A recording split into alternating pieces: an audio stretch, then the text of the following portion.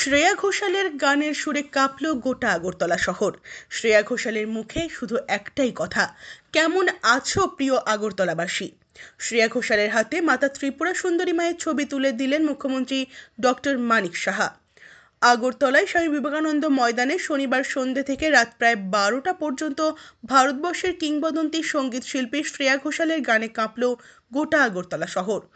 Promo fest 2024 Shreya ঘোষালের আগরতলায় স্বামী বিবেকানন্দ ময়দানের লাইভ কনসার্টের পর সেটাকে সফল বলে মনে করছেন ত্রিপুরার পর্যটক মন্ত্রী সুশান্ত চৌধুরী।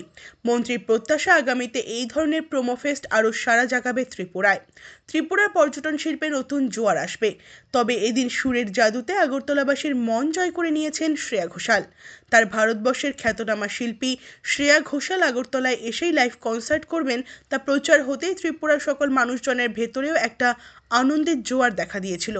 মঞ্চে শ্রেয়া ঘোষালের দেখা মিলতেই উল্লাসে ফেটে পড়েন ময়দানে উপস্থিত কম করে প্রায় 50,000 মানুষ।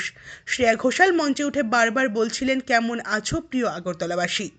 এই বিশেষ অনুষ্ঠানে উপস্থিত হয়ে শিল্পী শ্রেয়া ঘোষালকে সকল ত্রিপুরাবাসীর পক্ষ থেকে স্বাগতম ও অভ্যর্থনা জানান ত্রিপুরার মুখ্যমন্ত্রী ডক্টর মানিক সাহা।